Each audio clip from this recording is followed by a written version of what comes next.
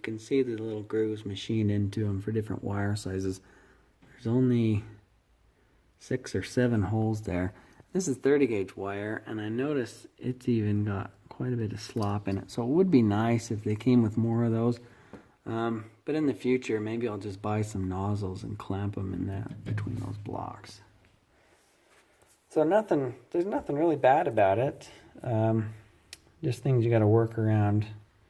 And since there's no software, it will not make calculations for you.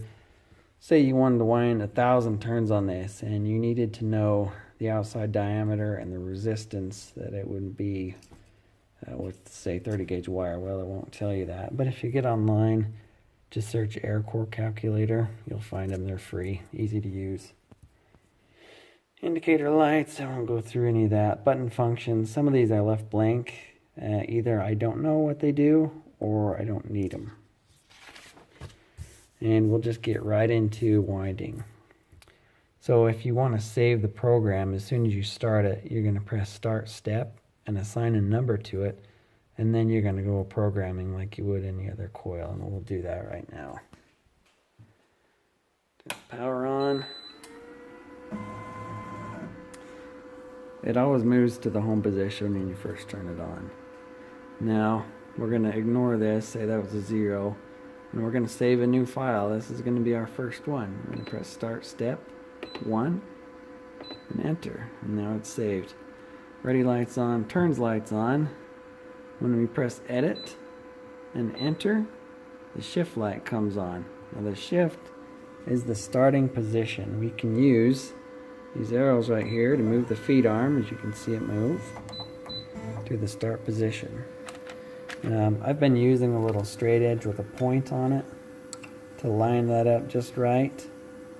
I'll do that right now. Okay, not sure if you can see that, but it's where I want it. So to go to the next step, I'm going to press Enter. Notice the light changed. Now it's on width. That's the width of the bobbin.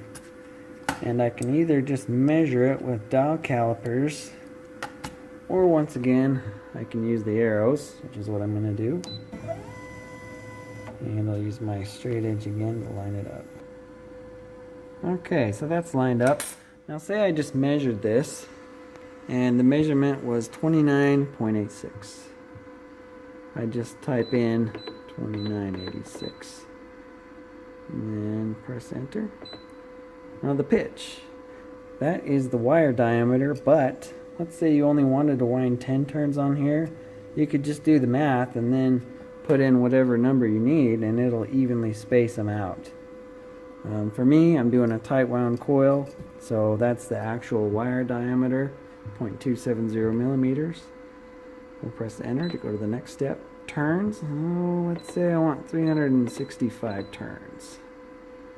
Press Enter.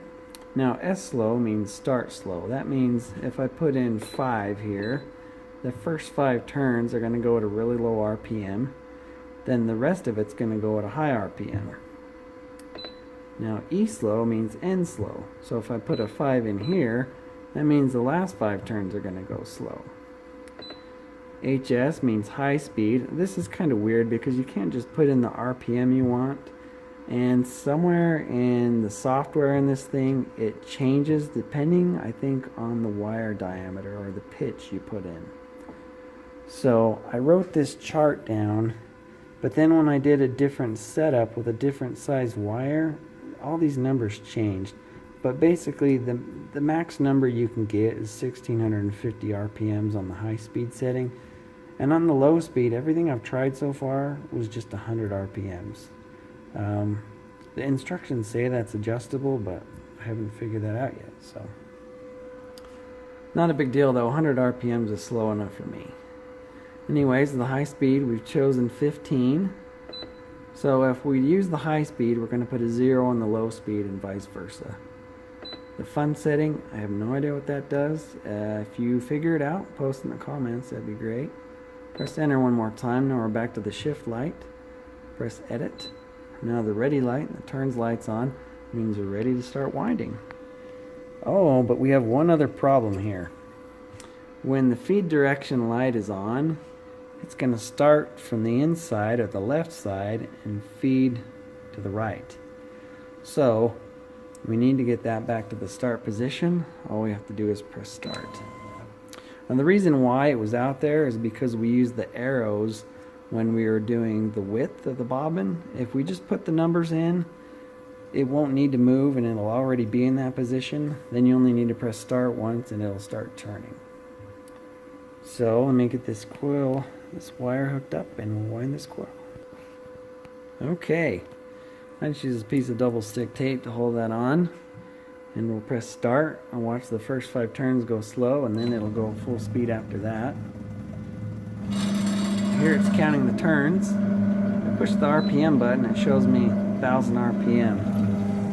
And you see it's winding pretty good. I've been having problems when it gets to this edge though. And that wasn't too bad. It may be the slop in that hole, I'm not sure. And see, then the last 5 turns go slow, and it's done. Shows me my number of turns. If I have it on auto home, which I don't use, this will move all the way back to the home position. And I don't want to do that because it'll drag that wire across. Another thing, winding direction, that's pretty obvious.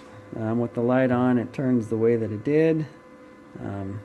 Counterclockwise. With the light off, turn clockwise. And that's all you need to know really to wind a multi-layer coil. So to go through it one more time, turn the unit on. And if you're going to save it, you just press start step. Say you're saving it as number 1. Press enter. Then you're going to press edit and enter.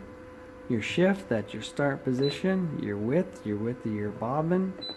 The pitch, the diameter of the wire, or the spacing between the wires you want to use. The number of turns. Start slow. End slow. High speed, low speed, and fun, whatever that one is. Press enter one more time to get back to the shift light. Press edit. Press start. That's all there is to it. Hopefully that helps. Thanks for watching, guys. Take care.